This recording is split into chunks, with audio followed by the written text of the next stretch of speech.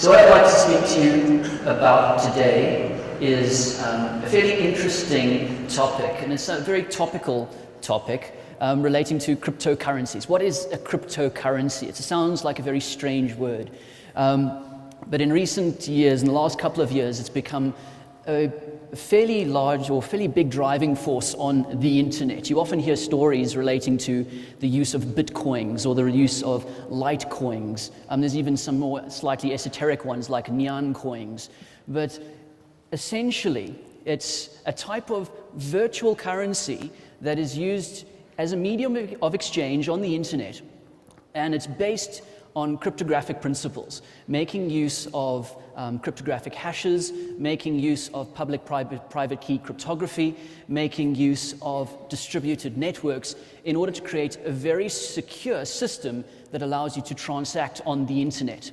There are also some other strangenesses about it relating to its regulation, relating to how you actually use it, relating to what these things actually are. But hopefully, throughout the presentation this afternoon, I'll be able to enlighten you a little bit. Hopefully, it'll be interesting. Hopefully, you'll then be able to go out and, I don't know, find a couple of cryptocurrencies and make your millions. But no, don't do that. You'll probably lose your millions. But hopefully, you'll find it interesting. So we'll see if this thing changes. There we go. So firstly, what is a virtual currency? Well, we're all quite familiar with the idea of the internet, this idea of a virtual ecosystem where you interact. And the internet is becoming more and more ubiquitous in our lives. Most of you have got a smartphone, and that smartphone is connected permanently to the internet. And as the internet evolved, you then also evolved methods of transacting on the internet. So we all know about PayPal. We all know about the use of credit cards online. PayPal's a nice system. It gives you the ability to transact fairly securely, even though it is still linked to your credit card.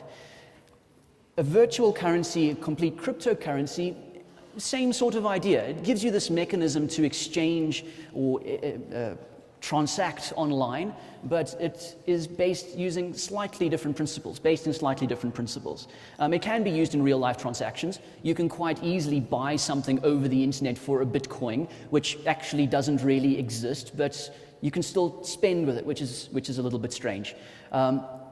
Historically speaking, virtual currencies and virtual economies have been around for a very long time, specifically in game environments where you have large-scale gamers buying things with virtual assets that are found in-game. Those of you that do play large-scale virtual games will understand this idea. I play a fairly large online multiplayer game where the unit of exchange is based on game time, and you can spend real money to buy game time and then use that to fly a spaceship around, which does sound a little bit strange, but the entire economy in that game is based on this virtual asset. In that case, you often find that it's limited to certain communities where only the people playing the game will understand that virtual currency or understand that virtual economy, and it doesn't have very many inroads to the wider audience, to people that are just using the internet. So most of the time, these types of currencies, when you're looking at it from a virtual game perspective or a virtual economy perspective, like I just mentioned, they don't have any real life value. You're not looking at something that actually is tangible. There's many ways to buy them, but you can't really sell them. Most of the time you have companies that have got terms and conditions in place to prevent you from reselling on these virtual assets in order to prevent things like money laundering. Imagine if you could just sell in or buy in for 3 years worth of game time and then just sell it on to somebody else. And that's the type of thing that they try and avoid. If you can exchange it for a real life asset, in many cases you do find that it could be used for an illegal activity.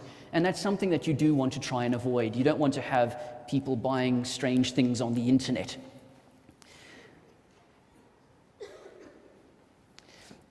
Now, when you're dealing with a virtual currency or a virtual economy, there's two different types of control mechanisms that you will find in place. Firstly, you can have a centralized type of system. You can imagine a PayPal in this instance. A big company like PayPal gives you the ability to transact online, but it's all centrally controlled by PayPal.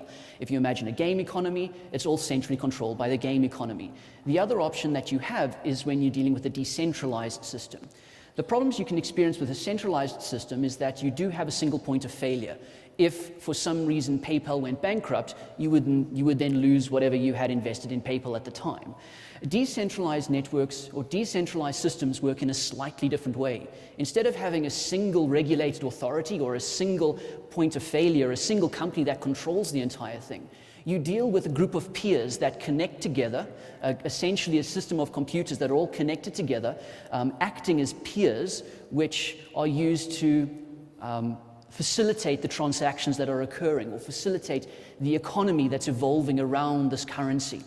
The idea here is that there's no single point of failure. You don't have one machine that if you bring it down, then the entire economy crashes. You have one machine, if it's brought down, then it's simply just removed from the network. And the rest of the machines, all inside this large-scale network, then interact and repair itself, and then the transactions occur as normal. Technically speaking, it can become a little bit more tricky to get these types of systems working, but most cryptocurrencies that we are in use today make use of these decentralized networks where there's no single point of failure.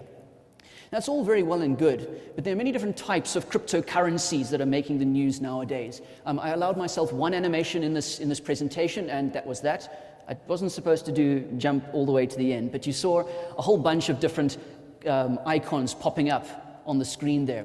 And those are logos representing different types of cryptocurrencies. The biggest one, I'll see if I can go back, but the biggest one is what's called Bitcoin. It's that big orange symbol that should hopefully appear. There we go. And all the smaller ones represent other types of what are called altcoins or alternate currencies that you find on the internet.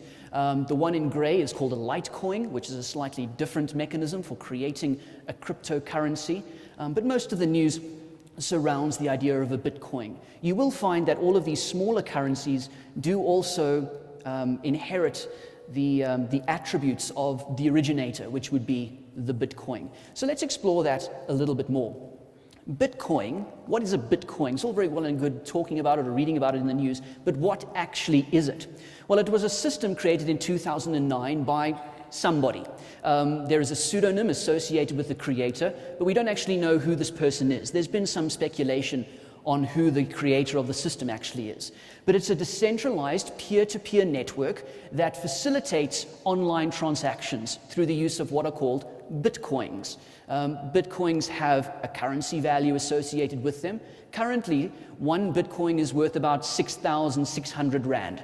If you're lucky enough to have a bitcoin, you will have an asset worth about 6,600 Rand. There will only ever be 21 million bitcoins in existence. The idea here is to limit the flow of this currency online to prevent people from prevent the currency from exploding and it becoming worthless. You have this limitation on the actual number of units that are available. And it uses what is called a proof of work system to ensure that when these coins are created, they are created to maintain consistency across the entire network. And I'll elaborate on that in a little while as well. Currently, there are 13 million coins that have been created so far, so they're about halfway through their creation cycle. Once all of them have been created, no more will be created, and they will just cycle around facilitating online transactions.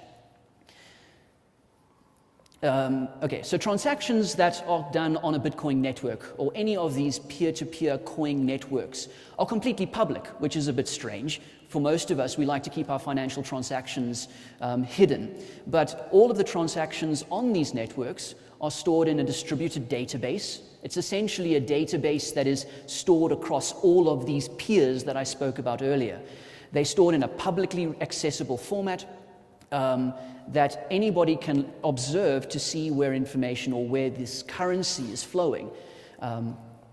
The information, though, the actual account information that allows you to unlock the address or unlock the wallet where these coins are stored is private. That's the component that allows you to maintain the secrecy of the entire system.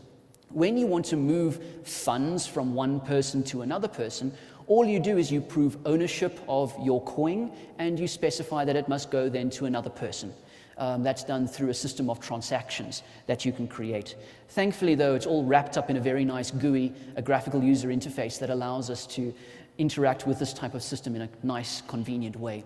One of the other hallmarks of this type of platform is that it is, to a certain extent, anonymous, which is where some of the questions come in when you're dealing with these types of cryptocurrencies. As soon as you introduce a level of anonymity, then it becomes very difficult to regulate. And I'll talk about it a little bit later. This idea of regulation of these virtual assets is something which is on the cards in many different countries. And I'll talk about the reasons for that in a little while as well. So that is what the interface looks like. If you were to start working in Bitcoins, this is what the official interface happens to look like. In this case, it's a screenshot of what's called the Testnet. It's a parallel network that runs adjacent to the main network that contains, or that you can do development on.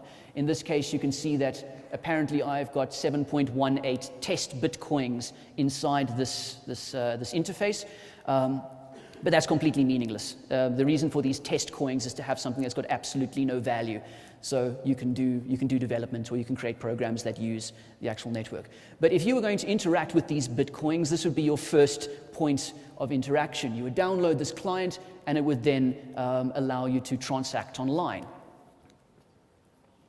So a couple of statistics. I already mentioned that 13 million Bitcoins have already been produced. And currently, globally, the value of these 13 million Bitcoins is sitting at $1.8 billion US dollars, which is a fair amount for something that doesn't actually exist. I'll talk about what they are in a digital sense a little bit later, but they don't exist, and they're worth 1.8 billion US dollars. To contrast that with one of these altcoins, the idea of a Litecoin, there are currently 13 million of those that have been produced.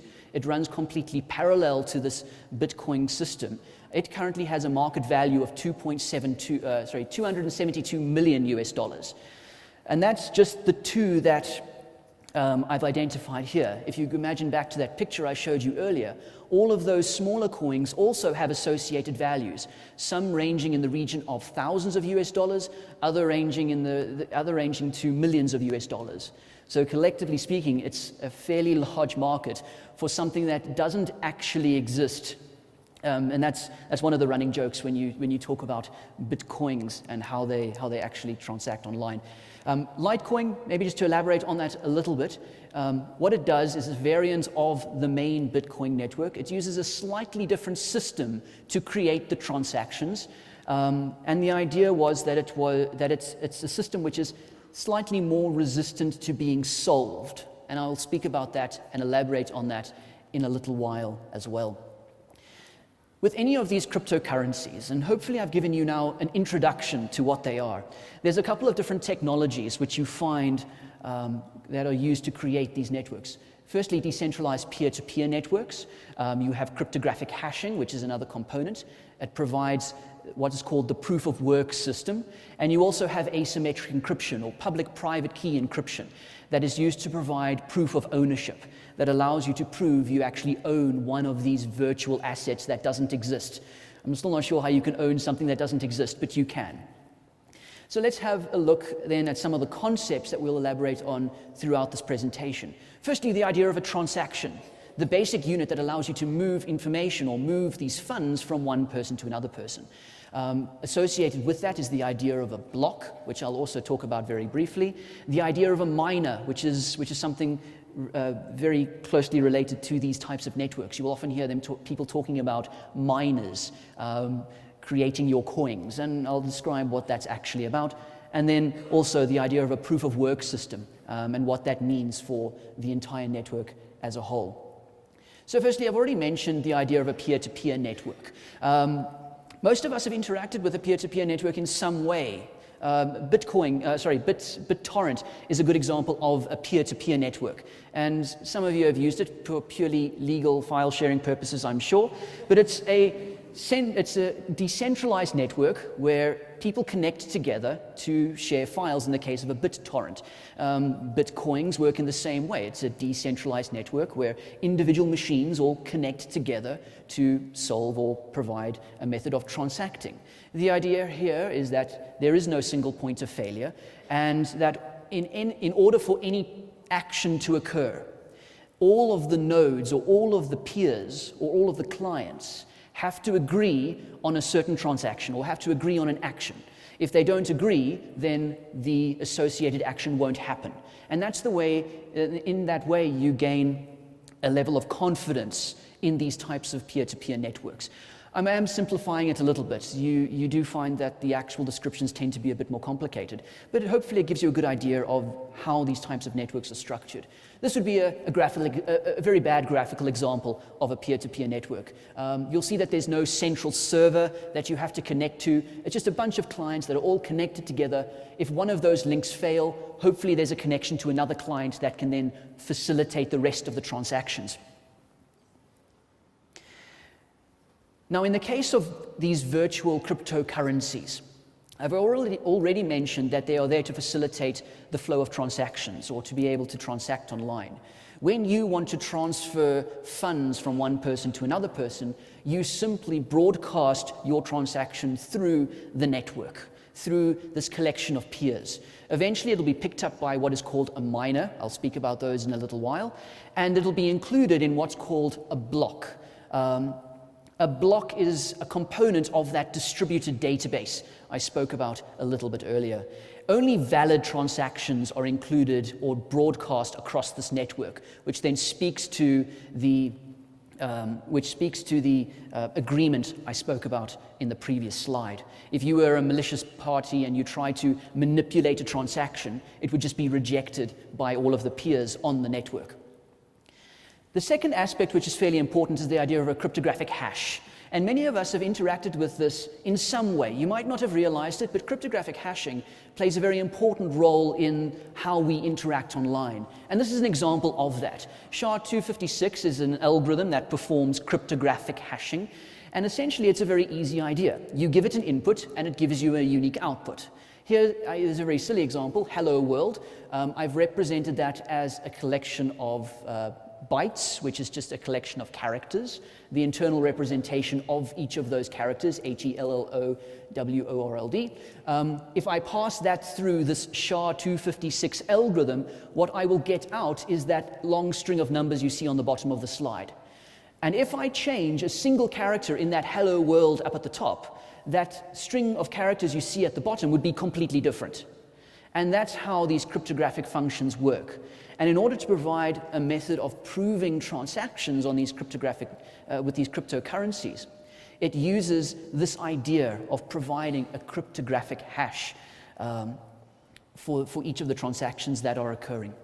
The other component that I would like to introduce you to this morning is the idea of asymmetric encryption, also called public-private key encryption. Asymmetric encryption is a method of encrypting files where you make use of two different keys or two different passwords. The passwords that you've used to encrypt something like a zip file maybe. You've used a single password. If you then want somebody to decrypt that zip file, you would then give them the same password. They could then use it to get access to the information contained in that zip file. Asymmetric encryption works in a slightly different way. In order to encrypt and decrypt information, you make use of two different keys called a public key and a private key. Those two things are combined together into what's called a key pair. Now, asymmetric encryption has many different uses. HTTPS, or the secure websites that you browse in order to do your online banking. In order for them to be secure, they rely on this idea of public-private key cryptography. And the same types of ideas are brought into these cryptographic currencies so that you can prove that you actually own one of these virtual assets. And that's where it ties in. The way that it works is anything encrypted with your private key, which is a component you keep completely private. It's a password that you don't give out to anybody, can only be decrypted by the corresponding public key, which is the public key is a key that you distribute freely to anybody online. The opposite of that is also true. Anything encrypted with the public key can then only be decrypted with the private key. It does seem a little bit strange, but that's essentially the underpinnings of how these types of systems work. RSA encryption is a very good example of this. If you were to ever browse online, you'd probably see references to RSA encryption. where that's the classic example of an asymmetric system. And this just describes how you would do that. If Alice wants to exchange some information with Bob, she would then encrypt it with Bob's public key, encrypt the text with Alex's, encrypt what's called the plain text with Bob's public key. That is then decrypted or sent across a channel. Bob can then use his private key to then gain access to the original data, which is a slightly different workflow from how you would normally deal with encryption. Now, the Bitcoin network and most networks that are based on these types of cryptographic ideas make use of what's called elliptic key cryptography. I am not going to go into a lot of detail in terms of how elliptic keys work, but they are a slightly different mechanism to something like your classic RSA encryption. They are technically more secure, although some fairly recent reports from last year or so will cast some doubt on that. But they are slightly more secure in many instances, and they are much faster to compute. In many cases, it can be up to 20 times more efficient to compute one of these elliptic keys than to compute a standard asymmetric key that you would be working with. Now, to put it into some context, an elliptic curve looks something like this. Again, I'm not going to worry too much about the detail. Point A and point B are just 2 points on this elliptic curve. One of the operations you can define on these curves is what's called point addition. So the point A plus B, which you can see at the bottom of the slide there, that would be the result of the point addition of point A and point B. Another operation which is created or that you can work with is called point multiplication, which is repeated application of point addition. So again, not going into too much detail, but these points that are created on these curves, they've got certain properties. And one of them is that if you have the result of one of these point multiplications and you have a component of the actual multiplication procedure, if you require two different components to multiply, so a k times r, for instance, if you know what r is and you know what the result is, there's no way for you to determine what k is. I don't know if that made much sense, but essentially that is the underpinnings of how elliptic curve cryptography would work in terms of providing these asymmetric keys. The actual scheme used to verify transactions, and again, don't worry about the detail here. I just decided I wanted to include some maths and some square roots or squares and cubes and things. But it uses what's called elliptic key digital signature algorithm in order to provide an actual signature that can be applied to a transaction to prove that you own it. There are a couple of parameters that you see here. Don't worry about what they are. It's just there for your interest if you are a little bit more interested in that. Within the system, you can define your public and your private keys, which are essentially points on that curve. That curve that I showed you earlier, one of those points you can define as being your private key. You then have what's known as the generator, which you can then use to calculate a public key, using that formula you see over there. Again, I'm overly simplifying it dramatically, but using this type of scheme is quite interesting. These types of schemes provide keys which are much more secure in terms of their bit length to an equivalent RSA key. There's quite a nice example that I read online in the last couple of days. A 228-bit RSA key, which is quite small for those of you that know that. A 228-bit RSA key can be solved or can be brute forced or can be cracked with enough equivalent energy to boil a teaspoon of water. Whereas a 228-bit elliptic curve key would take more energy to brute force than that would be in all of the hang on. Let me just collect my thoughts a little bit there. Sorry about that. It would require more energy than to boil the entire oceans on the planet. So it provides you with a much better key strength in terms of your cryptographic signatures. But enough about that. Let's talk about some of the other aspects of these cryptocurrencies. The most important being the idea of an address, an actual wallet address, somewhere where you can put these virtual coins. Now, simply, an address is just a representation of a public key. It's a representation of a component of the system that you have control over. And if somebody wants to send you some of these funds, all they need is your address, and you can then use that address to prove you own these currencies. Part of the address mechanisms and part of the components that allow you to transact are what are known as transactions. Obviously, with any cryptographic system or any financial system, if you wanted to send information from one person to another person, you do it in the form of a transaction. In the case of these cryptocurrencies, it's about proving you own one of these virtual assets. And to do that, you provide a signature, essentially equivalent to your analog signatures, but in digital form that is derived from the address that I spoke about a little while ago. Only valid transactions are actually accepted into this network that then allow you to move transactions from one place to another place. Transactions themselves have got three different components, what are called the inputs, the outputs, and then the signatures. The inputs are just the funds you are taking into this transaction. The outputs would be the recipients, and then the signatures are essentially just the signature that you use to prove ownership. If you have a transaction that you want to work with, all of the inputs, and I'll explain it in a little bit more detail a little later, but all of the inputs, everything you put into a transaction must be spent. If you don't spend everything you put in, you lose a component of those inputs. Technically speaking, anything that's not spent in a transaction, which again I'll elaborate on a little bit in a little while, is called a fee that gets paid over to these miners that you deal with. So this is essentially an abstract representation of a transaction. You provide a number of different inputs. Those are that's the actual funds you already own, and then the outputs are the recipients that you want to transfer money to. So you can imagine it like a check.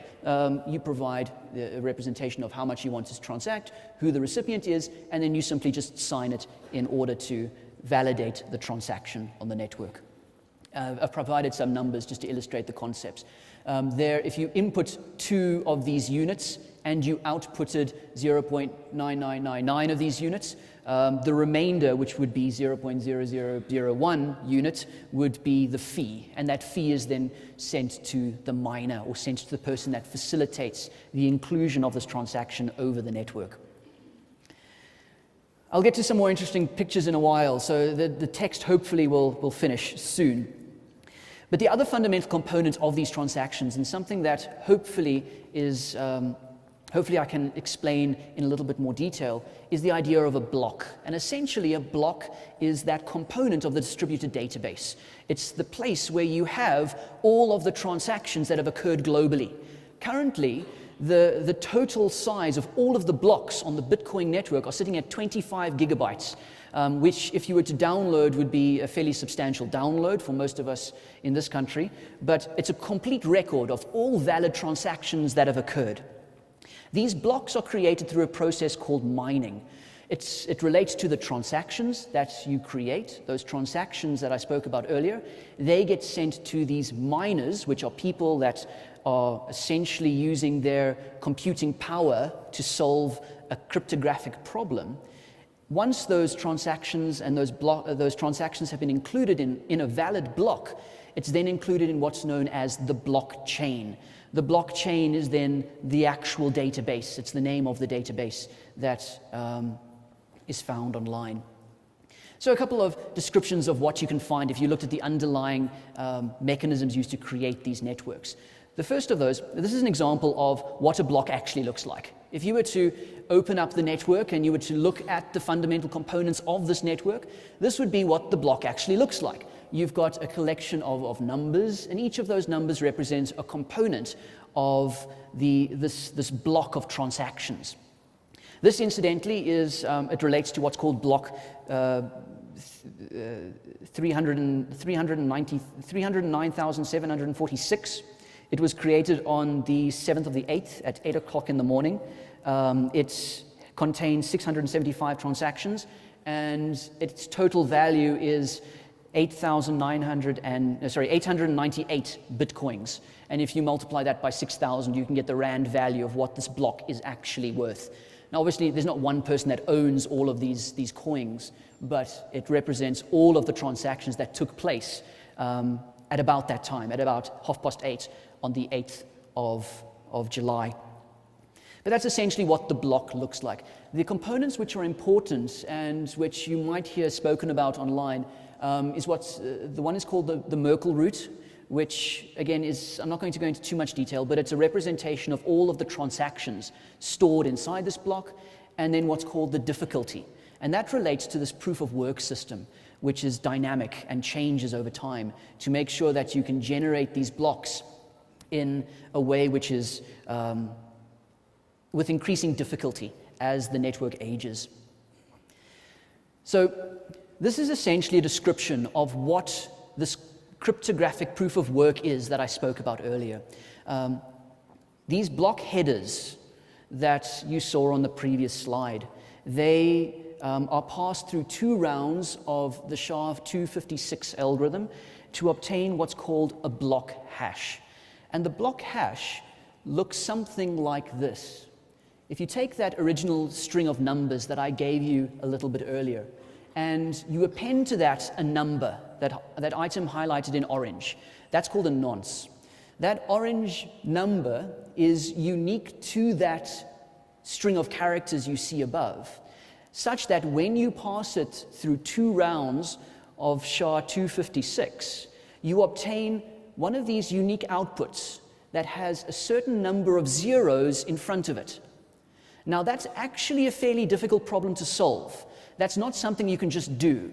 It takes you millions and millions and millions and millions of iterations of that number in orange to try and find a number that will result with a number of zeros in front of it.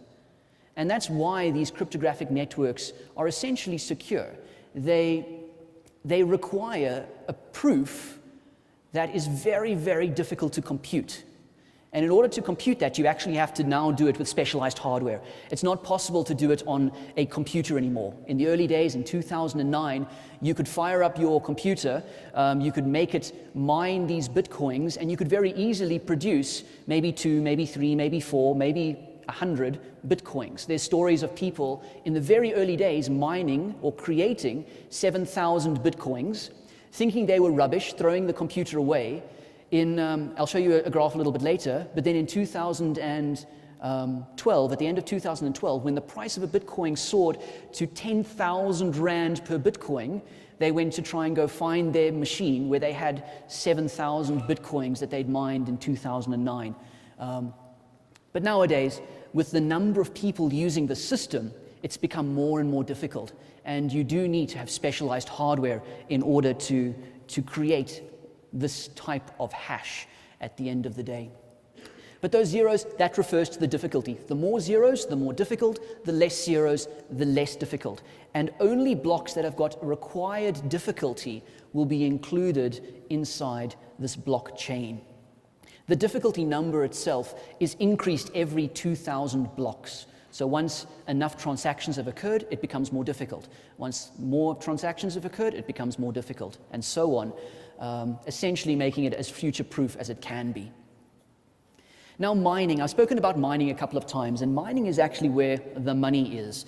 Mining is the process whereby you try and solve these cryptographic problems, try and take those numbers and increment them over and over again to create that string of characters with all of those zeros in front of it.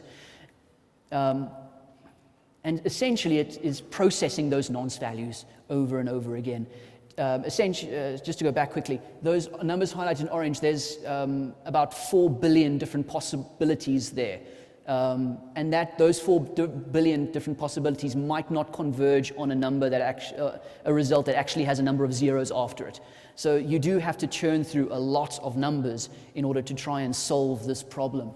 There's 2 different types of mining that people do, what is called pooled mining and what is called solo mining.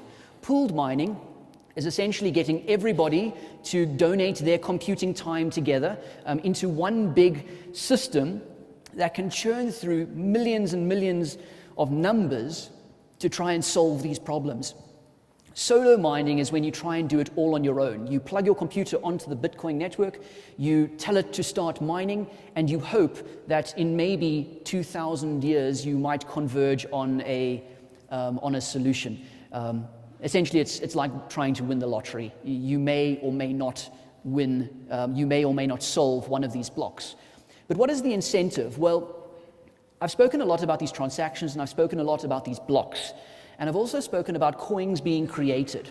Now, the mining process is the process whereby you create these bitcoins or these litecoins or whatever cryptocurrency you're dealing with. Currently speaking, on the Bitcoin network, when you solve one of those problems, one of those cryptographic problems I spoke about earlier, you receive 25 bitcoins, which has an equivalent value of 15,000 US dollars currently. So if you can solve one of those problems, you will make quite a lot of money quite quickly. Currently speaking, the difficulty on the current network, and this changed in the last couple of days, is there you can see the number 8.04 times 10 to the 19. I can't tell you much about that number other than it is an odd number.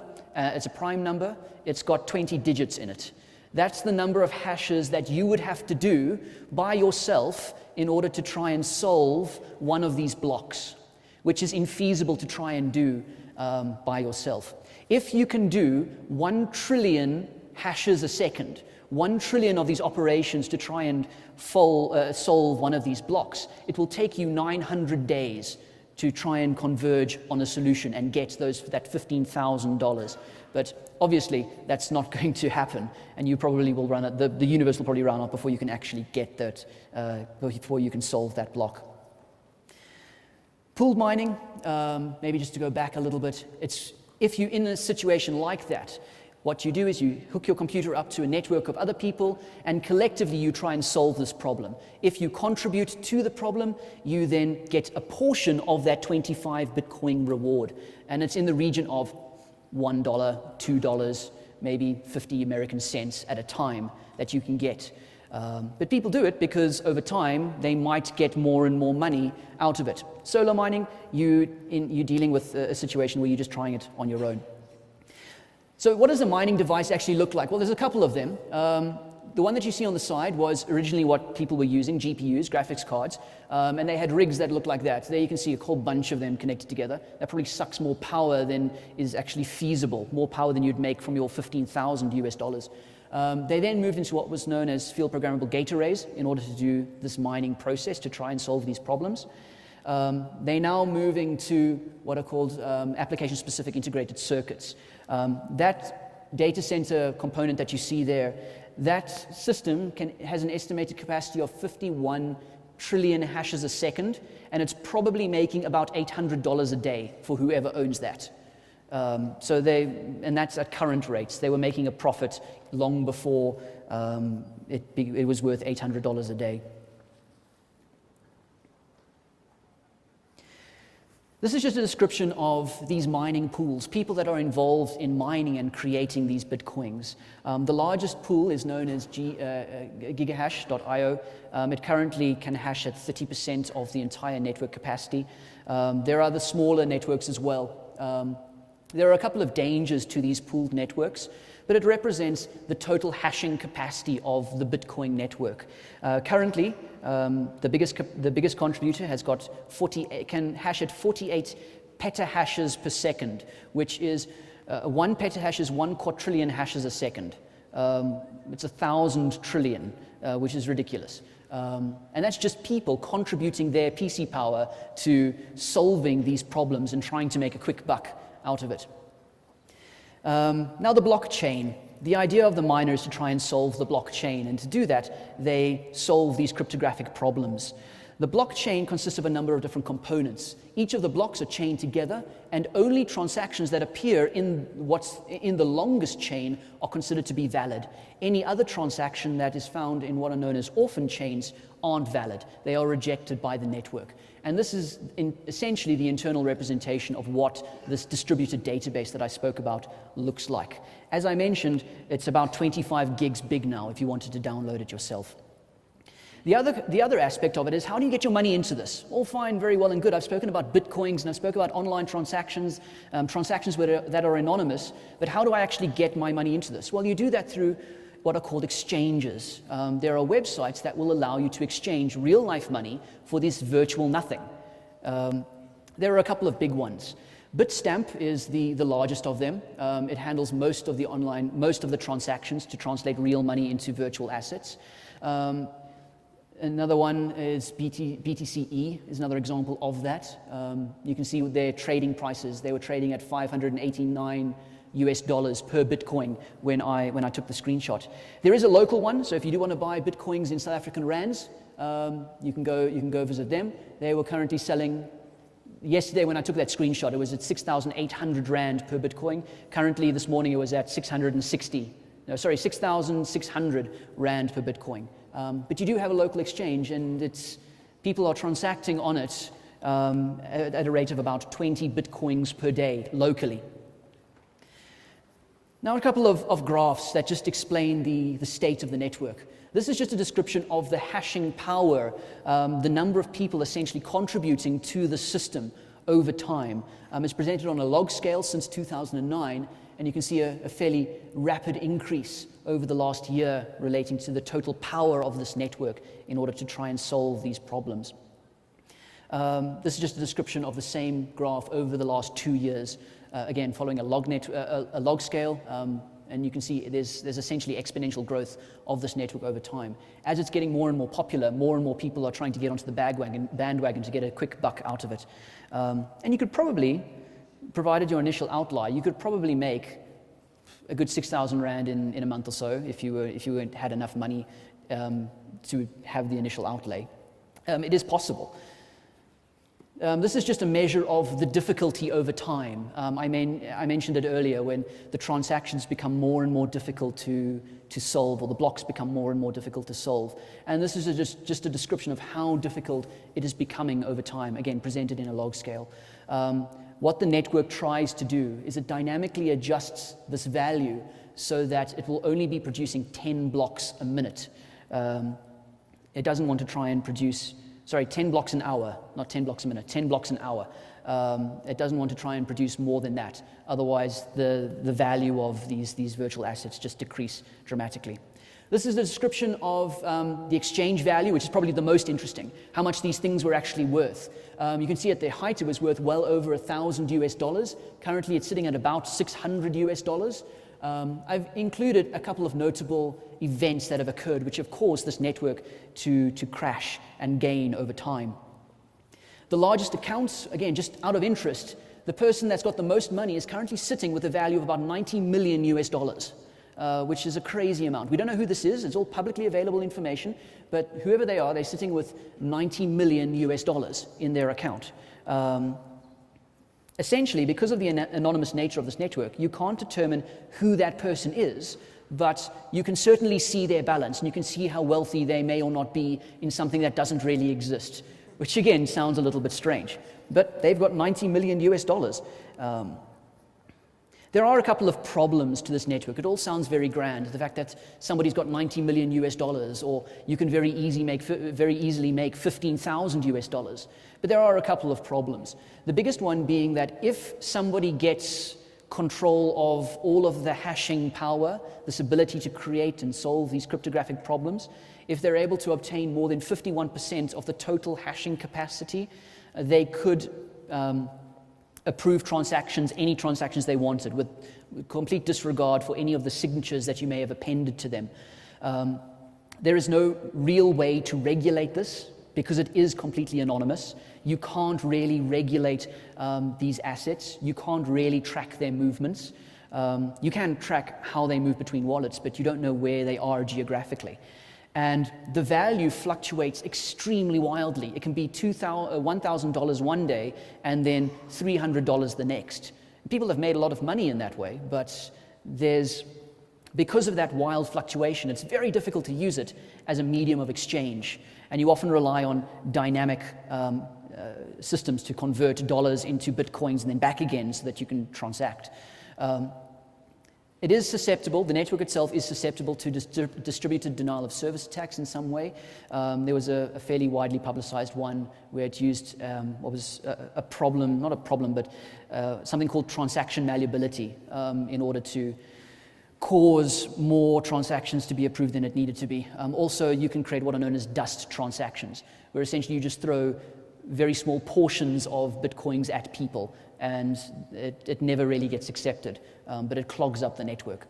You also don't have the ability to charge back. If you send money to someone, there's no way to get it back again. And that's some of the big concerns for financial institutions, where often the requirements are that you can charge back or you can dispute. There are a couple of other concerns, largest of them being money laundering concerns, but although the entire public record of transactions is public, money laundering does tend to be a little bit more of a problem. There's no central backing or no central reserve, and it's purely based on supply and demand, which can also contribute to its wild fluctuation in price. Most gains are made through speculation, which is a good way to lose money, if you're trying to lose money in a whole way, in a big way. And also, to a large extent, you can bypass exchange control. I can transfer 3 Bitcoins to someone in China, and I've completely bypassed the South African Central Bank. I've completely bypassed any other exchange control. There's nothing stopping me from doing that. And that is one of the concerns when it comes to governments and how do they regulate this and how do they protect their citizens in a system like this, because it is becoming more popular. One of the best uses I saw for Bitcoins was somebody working in China that needed to get money from the US to China, and he just transferred himself Bitcoins and then used one of the local Chinese exchanges to translate it back into real money, completely bypassing the exchange controls. So that made it easier for him, but obviously you can see the associated problems with that. There's also issues with regulation. In the US, Bitcoins and cryptographic currencies are treated as property in the same way that you would treat a car or a house. And any taxation comes from capital gains that you may or may not get on the sale of that piece of property.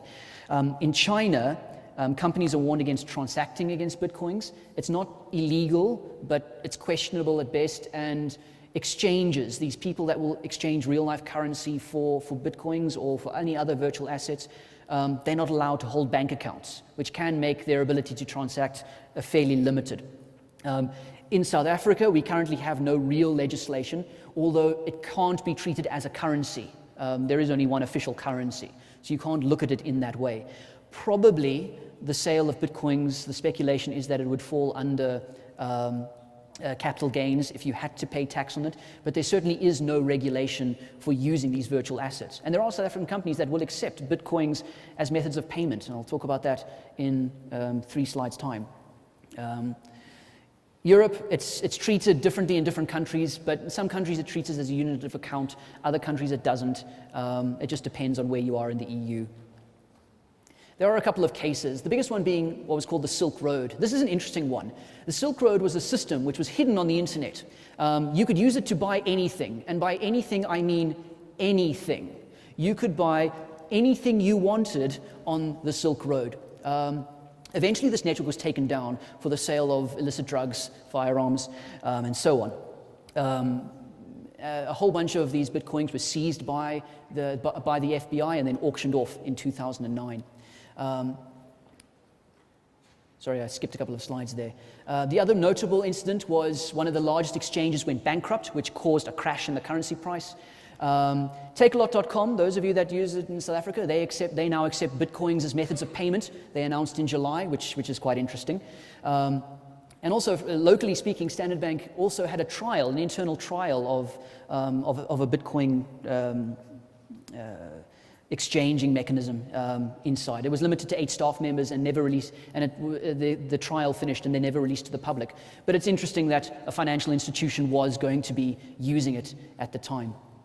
Now, just a couple of conclusions in order to finish off. It's an interesting use of cryptography, whether you are proving transactions, whether you're proving ownership, or whether you're making a lot of money by just processing the hashes on your machine. It's an interesting use of many different cryptographic principles to solve an interesting problem, transacting online. They are gaining acceptance as a medium of exchange, and people are using them daily. I actually have used Bitcoins to transact online, and it is a very convenient mechanism of buying and purchasing things online. Much easier than using my credit card, which is nice. You can create provable ownership. There's a strong link between the coins you have and the coins you own. Lastly, I don't know if I can give you any advice, if I've maybe inspired you to look at this in a little bit more detail. It's a very interesting way to lose money, and it's also a very interesting way to make money. So I suppose I've got no real advice for you other than don't waste your money. That would probably be my best advice to you. But it certainly is an interesting component. One of my colleagues at the department has said to me a few times, if the currency of the future may not be Bitcoins, but it may look like it. It may look like something similar. So it's maybe something worthwhile having a closer look at, essentially from a regulation standpoint. And that's me. If you have any questions, hopefully you found that interesting. Hopefully I've inspired you to look at this in a little bit more detail. But that's my story. Do you have any questions? Thank you for your attention.